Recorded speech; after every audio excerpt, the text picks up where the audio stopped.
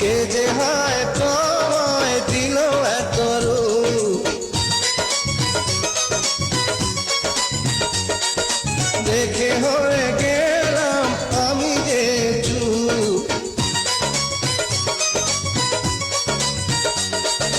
তোমারই জন্য করেছি সাজ, হইও না গো পাগল বন্ধু আজ। তুমি আছো